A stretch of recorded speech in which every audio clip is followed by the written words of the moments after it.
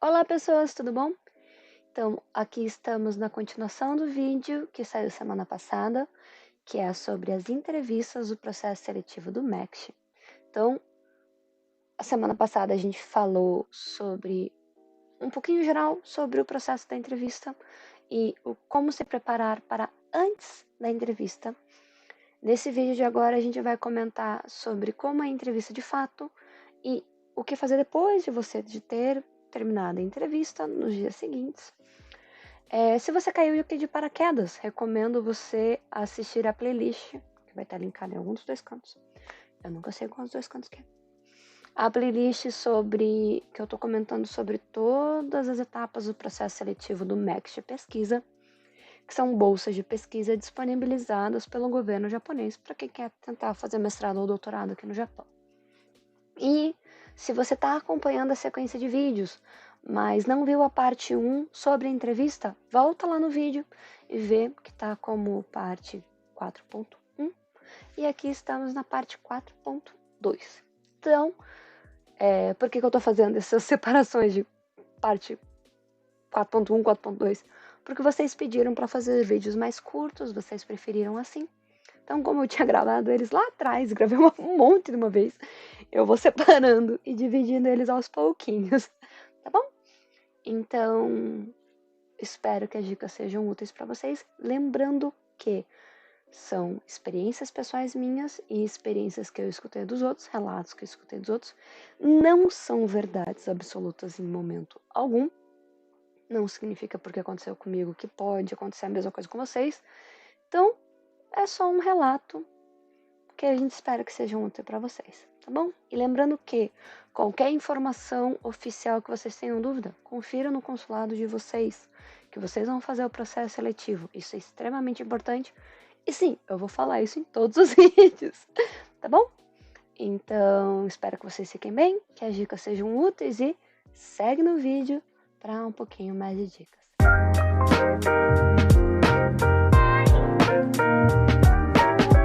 Então, agora comentando um pouquinho sobre durante a entrevista, o que talvez fosse interessante de fazer assim. Primeiro de tudo, responder as perguntas com calma, com clareza e de uma maneira sucinta, tentar não ficar se estendendo demais, tudo mais tal. Enquanto os avaliadores estiverem perguntando, não sai cortando a galera, tentando descobrir o que o cara vai perguntar para responder em cima, não. Espera ele terminar de perguntar, processa, responde com calma, também não fica divagando, olhando para nada. Outra coisa também que é bem importante, né? Isso em qualquer entrevista, mas nessas também, a linguagem corporal, né? Então, assim, se você ficar encolhido, olhando para baixo, meio que enfismesmado, assim, você mesmo, isso pode passar a impressão de que você está muito insegura, não tem uma boa autoconfiança, e isso não é muito interessante. Ou então o extremo oposto, né? Estufar o peito, levantar o nariz, ficar falando, não, pô, porque o meu projeto é o melhor de todos, porque, pô, eu sou bom, bom, bom. Também esse excesso de autoconfiança, eu queria usar outro termo agora, e eu não queria usar babaquice, a pessoa ser uma babaca, mas não é bem isso. Meu fone. Meu fone tava caindo. Bom, voltando. Então, assim, qualquer um dos dois extremos não é interessante. Então, assim, se for presencialmente, então olhar olho no olho. Se for pela internet, tudo bem que tenta não ficar olhando só para sua telinha ali, tenta olhar para a câmera como se estivesse olhando no olho do entrevistador, olha para o entrevistador ali e tal. Então, aquilo que eu já comentei da roupa também é importante, mas essa postura, né, a linguagem corporal é muito importante também. Então, isso é algo que talvez também seja interessante vocês estarem atentos. Agora, um outro ponto que daí é um pouquinho mais específico, principalmente para quem tem um nível de japonês ou mais avançado, ou faz aula de japonês, já fez aquelas provinhas no estilo entrevista nas aulas de japonês, que tem uma série de formalidades para você começar a entrevista, entrar na sala e sei lá o que e tal. Se você souber esses procedimentos de bater na porta, pedir licença, esperar falarem para você entrar, daí você entra, todos aqueles procedimentos para quem conhece esses procedimentos, né? Quem já fez aula de japonês, alguma coisa assim e tal, isso posso comentar em outro vídeo, se vocês tiverem interesse. Eu pesquiso um pouquinho mais a fundo, porque eu lembro que eu fiz, eu só não lembro de passo a passo agora.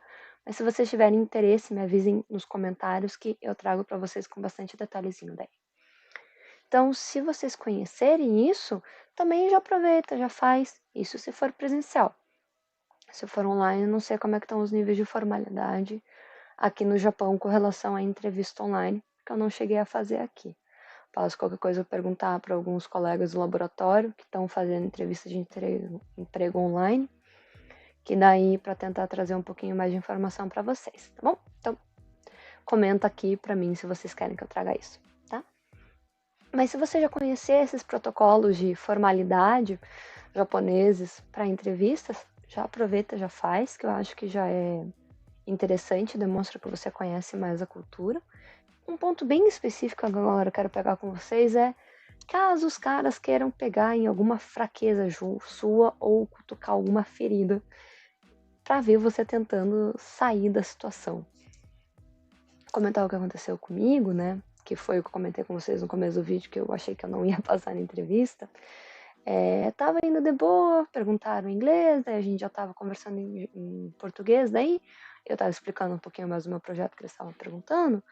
Daí um professor bem senhorzinho, gente boa, que eu já tinha conversado com ele antes, porque no consulado de Curitiba, pelo menos, um mês antes, durante o mês da inscrição, ou antes, se não me engano, eles estavam disponibilizando um professor, tá lá, durante 1 ou 2 dias da semana.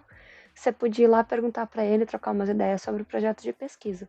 E eu fui lá, antes de todo o processo de inscrição, e fui perguntar para esse professor o que ele achava e tal, trocar umas ideias, pegar algumas dicas.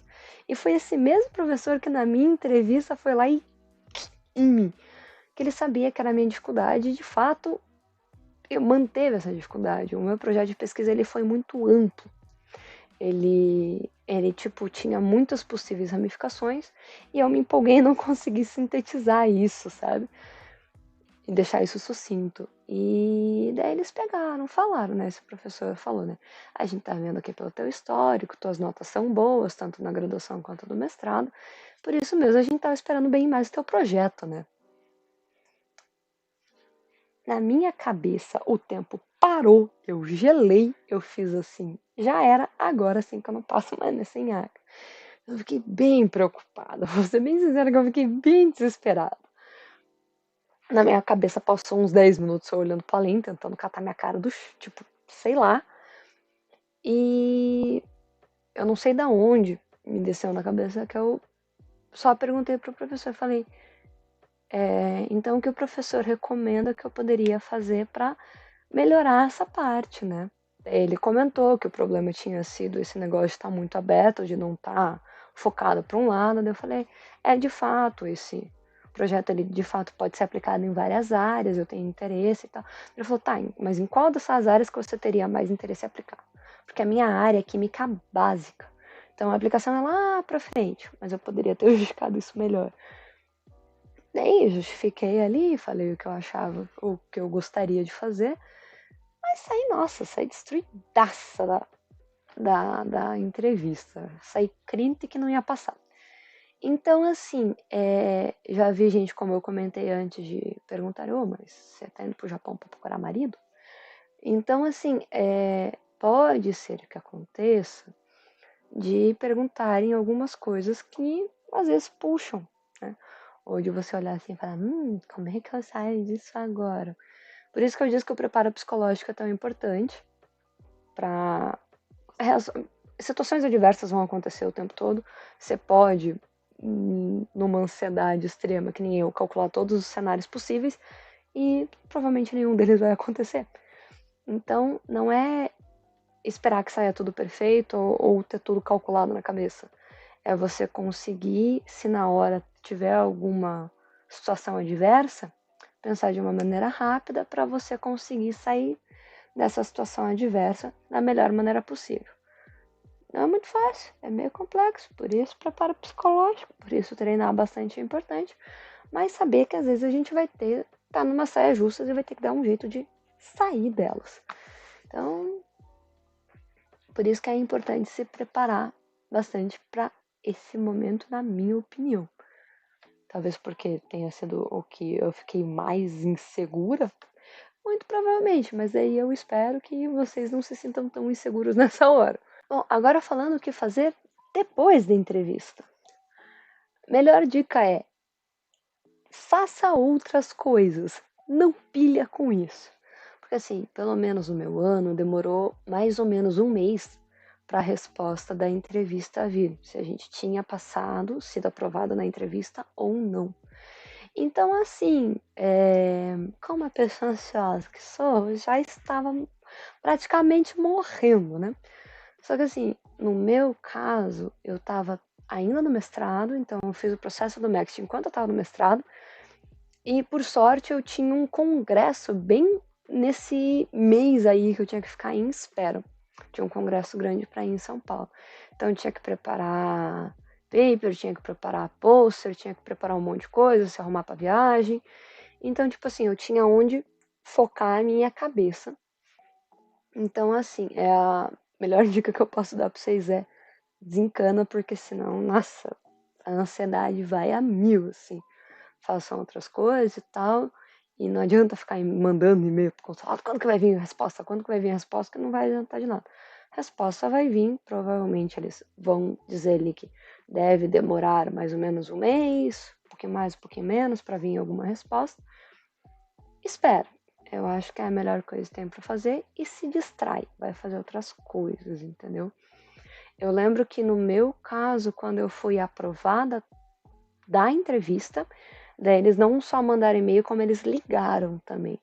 Eu acho que quem recebeu a negativa da entrevista recebeu só por e-mail falando que não tinha sido aprovado. Mas no meu caso, pelo que eu me lembro, eles ligaram. Então, assim, vai fazer outras coisas, distrair sua cabeça e não ficar pilhado nisso, por mais que seja bem difícil. Dá vontade de ficar pilhadaço nisso. Não é nem que dá vontade, que o nosso cérebro fica pilhado com essas coisas. Então, vai arrumar outras coisas, vai se distrair, que é a melhor coisa que tem pra fazer. Então, o que eu queria trazer para vocês hoje é isso.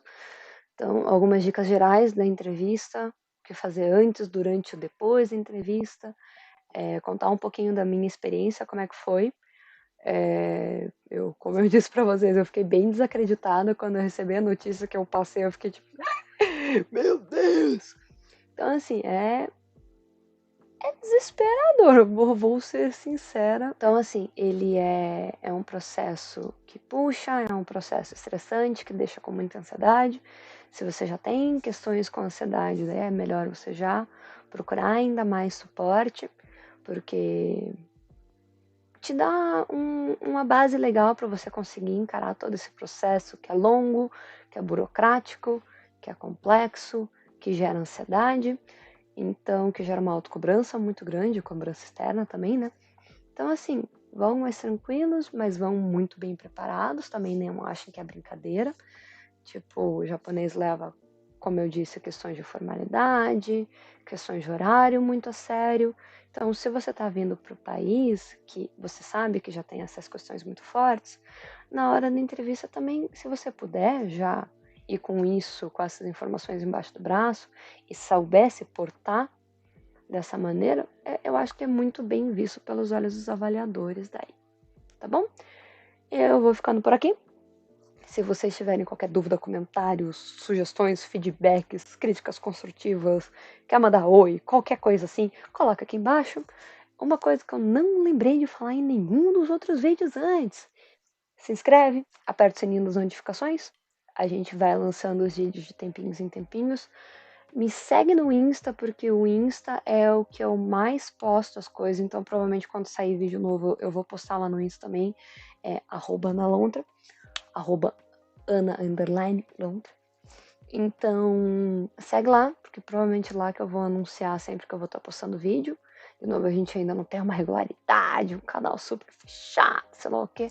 Mas estamos indo aos pouquinhos. Eu já tô super feliz que eu tô conseguindo fazer essa série aqui do Max, que é o que eu sempre quis e agora tá conseguindo sair do papel. tá bom? Daí, para os próximos vídeos, daí a gente ainda quer conversar um pouquinho com vocês sobre a etapa de procurar as universidades, como entrar em contato com os professores, como achar professores com o seu tema de pesquisa, como fazer esse approach por e-mail com um professor que nunca te ouviu falar sobre você e você tá ali, oi, me aceita no seu grupo de pesquisa? Como fazer isso? E daí comentar um pouquinho mais sobre essa etapa final ali depois que você entra em contato com os professores, manda toda a sua documentação de volta para o consulado, com as cartas de aceites dos professores, e daí como finalizar todo esse processo, tá bom? Então espero que vocês tenham gostado, que tenha sido útil para vocês todas as informações aqui, minha experiência e os relatos que eu já escutei dos outros. E nos vemos nos próximos vídeos. Beijos!